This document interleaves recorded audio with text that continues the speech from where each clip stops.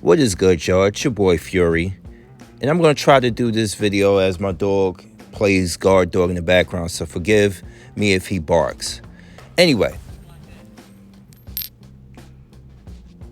we often glance over mental health, and I know I talk about it occasionally, but people gotta understand I'm actually, as a human black man in this world, we go through things, especially here in America.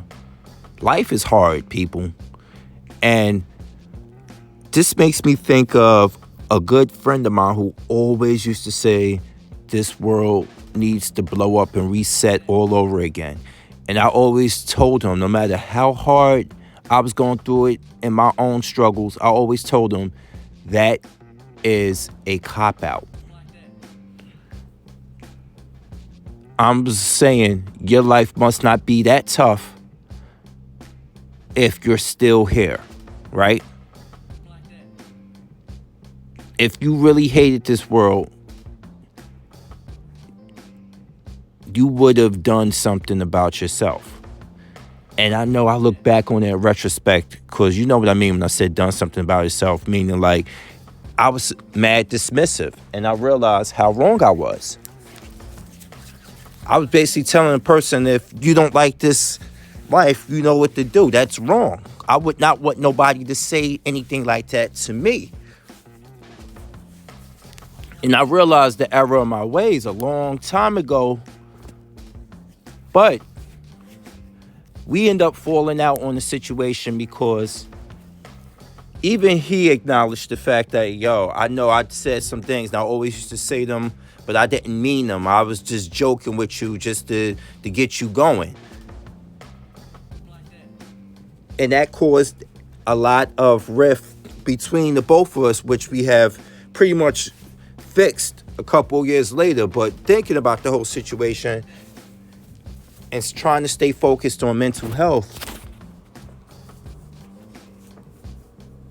I need to let a lot of people know your look on views, your nonchalant look on views when it comes to other people's problems, because you feel that the way you resolve an issue is a one-size-fits-all situation, can be harmful to a person you call a friend. And I realized that, and I have kind of just eased my flow and be like, okay, if that's the case, talk to me. Talk to me. And we come to some sort of terms. I'm not saying, I didn't tell him that we'd come to some sort of terms, but that's my whole, I'm telling you guys as I record this, that's my whole intention when I say talk to me. Is like, maybe he or she can help me see things from their perspective, and maybe I can help them see things from our perspective, and we come to terms. A lot of people don't think that. This is why a lot of relationships are failing, or people are afraid to get into them, because a lot of people, especially in Black America, don't want to do the work. We got sisters out here complaining about the NFL draft, and all the black players for the majority had white women with them. And as hypergamous as those women may potentially be, guess what? They knew they had to put in the work to even be right there. They had to sacrifice something to be right there near their side. We don't know how the future goes. We don't know how their relationship's going to turn out. But that's with everybody. You don't know how the future goes. You try to make the future as beautiful as you can make it.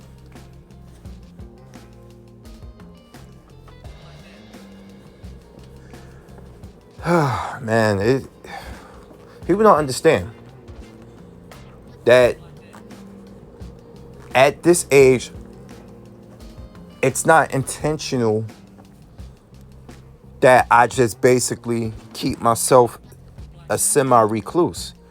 It's just, I don't find going outside every day to do something extravagant. I don't find that to catch me out. And besides, the number one reason is I have a job. A few of them. I'm not saying everybody else don't have jobs, but like I said, I have multiple jobs. I work at different locations. Today, I'm working in my home city. Tomorrow I'm gonna be working at Edison for the next 2 days at 7 o'clock in the morning. After trying to get out of work and try to get some sleep and be in the bed by 12:30, which is going to be next to impossible given if it's a long night here in Jersey City. But I have to be to Edison at 7 o'clock. I don't have time to really be thinking about, well, I really need to go out and have a drink.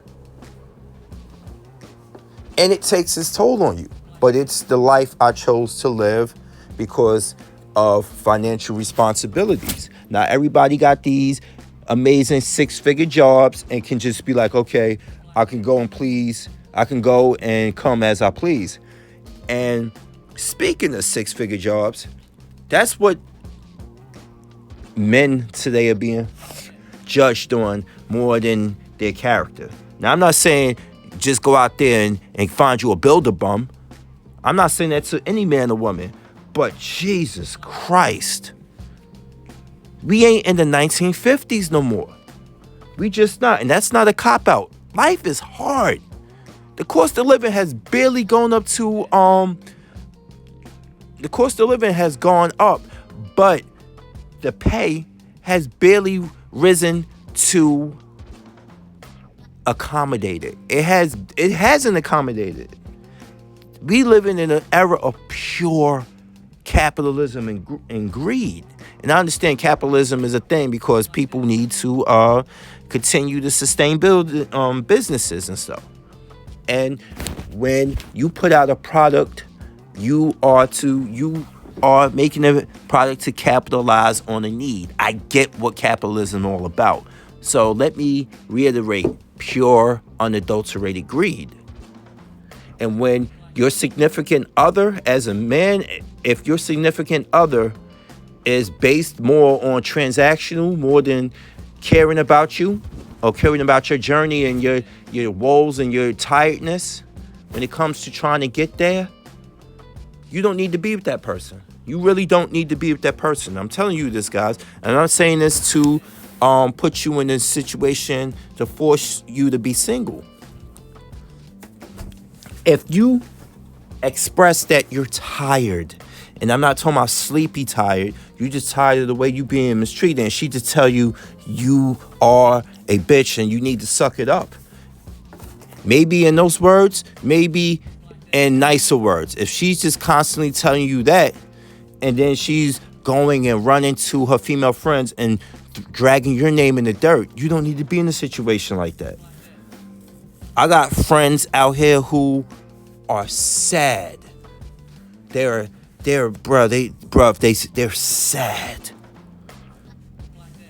They were in relationships with women who didn't care about them.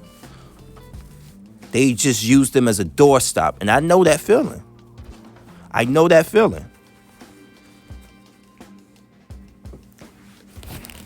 And what I may say now might seem a little bit off-puttish, but I was in a situation where I was used as just some dick.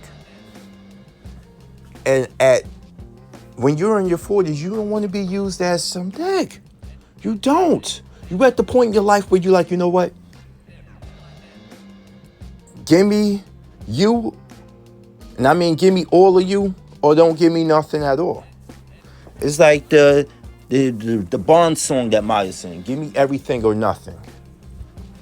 Give me everything or nothing. And when we say everything, we're not talking about your entire soul. We're talking about give us a full relationship status. Are we building together? And yes, I said building together. And I'm not talking about just pooling our resources together, because the moment you say that, women just tense up like, oh, you can't do it on your own. I'm like, you know what? Okay, I could do it on my own for me. Because you know what? I appreciate all the work I put in to take care of myself. Unlike your ungrateful asses. And I'm not saying all, not all. But you get what I'm saying, right? That's the problem. And I say that a lot with a lot of my sisters. A lot of you don't understand that you can attract more bees with honey than vinegar. You don't like to speak life into a situation. Y'all like to just take. Not all, okay? I have to reiterate, not all. But you have to speak life to that person. That person's out there trying to make things happen for himself and for you is to the best of his ability. Do not tell him he ain't doing a good enough job. As long as he's trying as hard as he can. I come home. Let's say, for example, I was in a marriage or a relationship, and I come home and my wife, I realized that, the food ain't to my liking. And she doesn't have experience in cooking, but she tried her ass off. I'm not going to be mad at her because truth be told, in 2024 and way before that, your boy been cooking since he was 12 years old. That is 34 years of learning and still learning and honing my craft. I know how to handle myself in the kitchen. I don't need you for that. I don't want you for that. I love you. Okay? You give me love. And when you give a man love and he realize, holy shit, this woman putting up with me. And I mean like putting up with him, meaning like, you working with me, meaning that I know I'm not perfect. A lot of guys understand this. They know they're not perfect either. And she ain't perfect, but you know what? Y'all working on something. Y'all coming to this agreement like, yeah, I know I fucked up. And she like, yeah, I know I fucked up too. See, you don't get that a lot. I said on the live stream numerous times, I don't know the last time I've been apologized to by a woman outside of my family.